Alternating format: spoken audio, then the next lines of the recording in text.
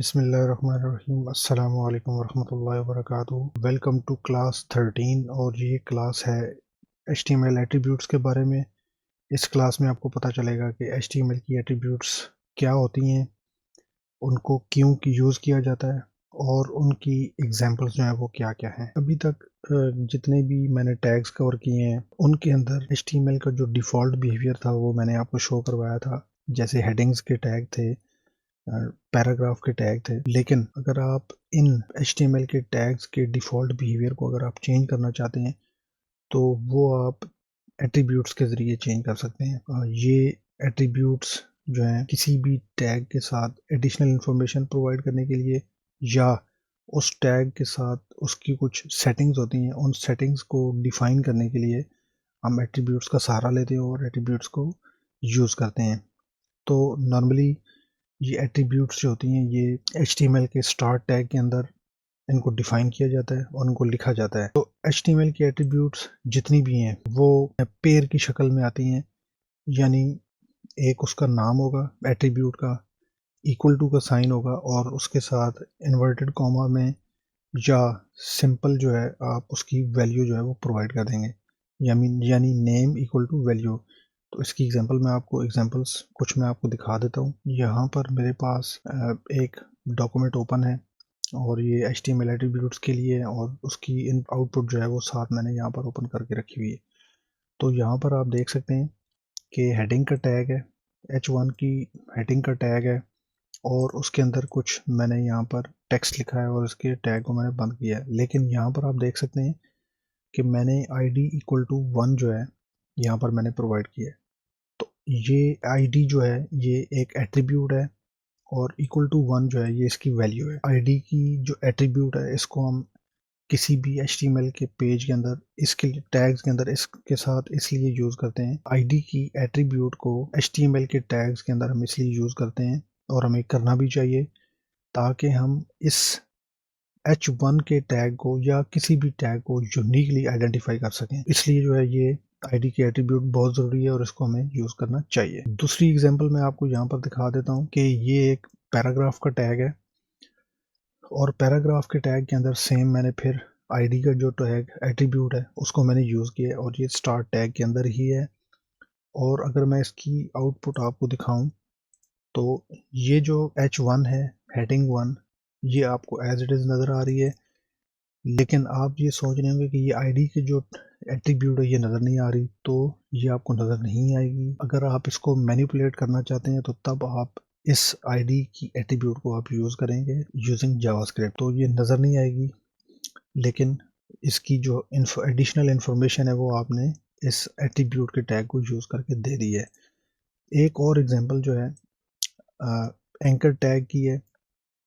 तो anchor tags मैंने अभी कमिंग वीडियोस में मैं आपके साथ शेयर करूंगा कि ये एंकर टैग्स क्या होते हैं, लेकिन यहाँ पर एग्जांपल के तौर पर मैं आपको शेयर कर देता हूँ कि यहाँ पर भी मैंने एट्रीब्यूट ID इक्वल टू 3, मैंने इसको एक ID असाइन की है इस टैग को, एंकर के टैग को, और इसके स्टार्ट टैग के अंदर ही href का एट्रीब्यूट है, इसको मैंने एक HTML के पेज के नाम के साथ मैंने इसको असाइन कर दिया है। तो ये एक href की जो जो ये नाम है ये एक एट्रीब्यूट है और ये एंकर टैग की एट्रीब्यूट है। इसी तरीके से मैं इसको अगर सेव करके यहाँ पर लोड करके दिखाऊँ तो ये आपको सैम्पल URL की एक लिंक जो है वो नज़र आएगा। यहाँ पर भी यहाँ पर आपने कंफ्यूज नहीं होना, परेशान नहीं होना कि ये एंकर टैग्स क्या होते हैं। मैं यहाँ पर सिर्फ आपको इन एट्रीब्यूट्स को डिफाइन करके दिखा रहा हूँ कि ये यहाँ पर एट्रीब्यूट्स यूज़ कैसे होती हैं, क्योंकि मैंने अगली क्लासेस के अंदर आपको मैंने मज़ीद जो है एट्रीब्यूट्स के बारे में भी बताना है। तो यहाँ पर मैं इसलिए आपको पहले क्लियर करता चला जा रहा हूँ कि ताकि आपको बाद में कन्फ्यूजन ना हो। ये मैंने एक और टैग, इमेज का टैग यहाँ पर डिफ़ाइन किया है और इसको भी मैंने एक ID जो है असाइन कर दिया ID 4, क्योंकि ID 1, 2 और 3 यूज़ कर चुका था तो ID इक्वल टू 4 की है। और यहाँ पर SRC का जो एट्रीब्यूट है इसको मैंने एक इमेज जो है वो इसको मैंने असाइन की है और ये सोर्स का टैग है। इसको हम कोई भी जो है इमेज के, क्योंकि इमेज का टैग है तो इमेज का सोर्स हम बताते हैं कि ये इमेज जो है कहाँ से उसने अटैच करनी है और उसको फिर डिस्प्ले करना है। तो ये HTML फॉर बिगिनर्स background.png ये मैंने इसको इमेज दी है। और एक और मैंने एट्रीब्यूट यहाँ पर चूज़ किया ऑल्ट का। तो ये ऑल्टरनेट टेक्स्ट होता है कि अगर इमेज ना मिली या इमेज में कोई इशू हुआ तो ये जो ऑल्टरनेट टैग के साथ एक टेक्स्ट जो है यहाँ पर मैंने लिख दिया है कि अगर ये इमेज जो है किसी वजह से ये लोड ना हुई तो ये ऑल्टरनेट टेक्स्ट जो है ये इमेज की जगह यहाँ पर हमें डिस्प्ले होगा। ये भी एक एट्रीब्यूट है ऑल्ट की। और इसके साथ मैंने हाइट और विड्थ ये दो एट्रीब्यूट्स मज़ीद जो है यूज़ किए। इनको वैल्यू मैंने असाइन किया 150, विड्थ को भी मैंने 150 जो है असाइन कर दिया। और ये इसके मैंने टैग को फिर एंड कर दिया इमेज के टैग को।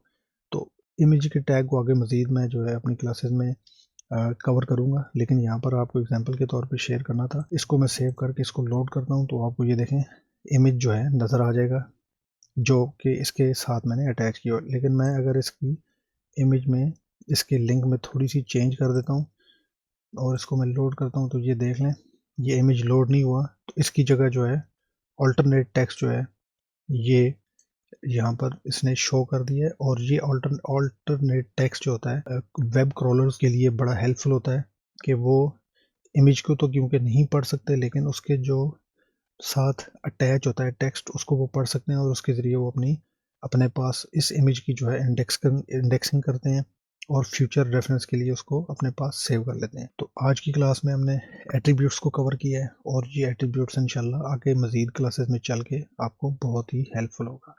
तो मेरी नेक्स्ट क्लासेस के लिए आपने स्टे ट्यून्ड रहना है।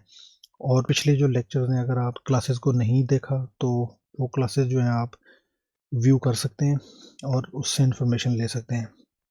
तो अगली क्लासेस में मैं हाइपरलिंक्स को कवर करूँगा और फिर इमेजेस को कवर करूँगा। अभी तक अगर आपके कोई क्वेश्चंस कोई क्यूरीज हैं तो नीचे कमेंट्स में ज़रूर पूछिएगा और मैं कोशिश करूँगा कि आपको उन क्वेश्चंस का क्यूरीज का मैं आपको इन टाइम आपको जवाब दे दूँ।